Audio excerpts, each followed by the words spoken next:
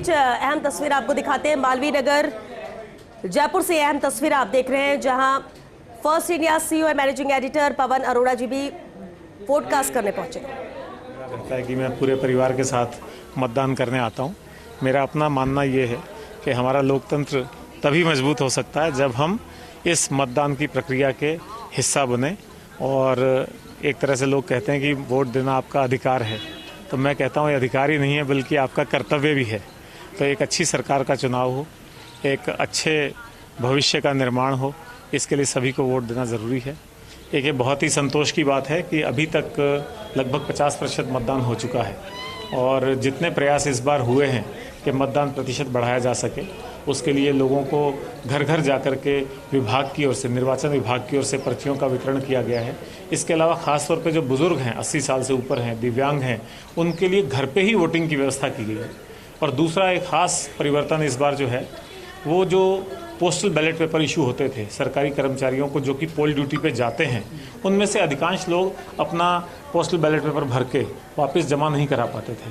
पिछले चुनाव के आंकड़े में देख रहा था तो लगभग 1,67,000 सरकारी कर्मचारियों ने पोल ड्यूटी पे जाने के बाद अपने पोस्टल बैलेट जमा नहीं कराए थे, जो कि बहुत बड़ा फिगर है।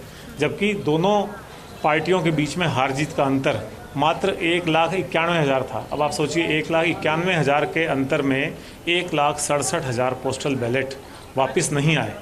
अगर वो वापस आए होते तो वो मतदान को, या कह सकते हैं कि जो मतदान का जो निर्णय है या सरकार बना निर्णय है, उसको प्रभावित कर सकते थे। तो इस बार निर्वाचन विभाग ने बहुत अच्छा प्रयास किया है कि सरकारी कर्मचारी जब मतदान ड्यूटी के लिए जा रहे थे तो वहीं उनको उनका वोट दिया गया और उनको वहीं पे मतदान करने की सुविधा दी गई। और मेरे पास जो एक मोटा आंकड़ा है, एक अनुमान है, करीब करीब 2 लाख कर्मचारियों ने इस मतदान का मताधिकार का उपयोग किया है और करीब करीब 60,000 दिव्यांगों और बुजुर्गों ने इस मताधिकार का उपयोग कर लिया है। तो इससे निश्चित तौर पे पोल प्रतिशत बढ़ेगा और एक जागरूकता भी आई है, लोग जागरूक हुए हैं।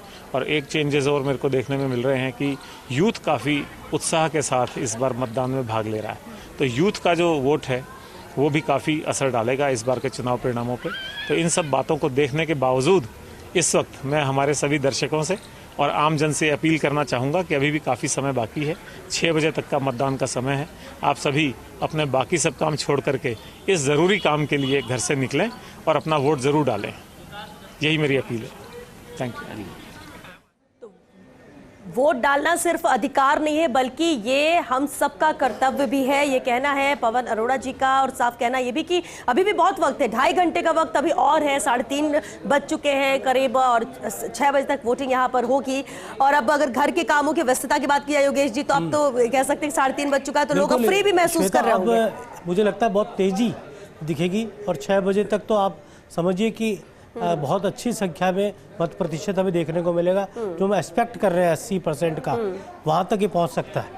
और बिल्कुल पहुंचना भी चाहिए 80%, क्योंकि 74.72 तो पिछले बार था और पिछले बार का रिकॉर्ड तोड़ना है तभी तो एक अलग बात, बड़ी बात होगी, क्योंकि कई नव मतदाता भी जुड़े हैं। और ऐसे में जब बढ़ चढ़कर सब हिस्सा लेंगे इस महापर्व में, तो वोटिंग प्रतिशत भी बढ़ना तय है। और इसे बढ़ाने की ही मेहनत कई महीनों से यहाँ पर चुनाव आयोग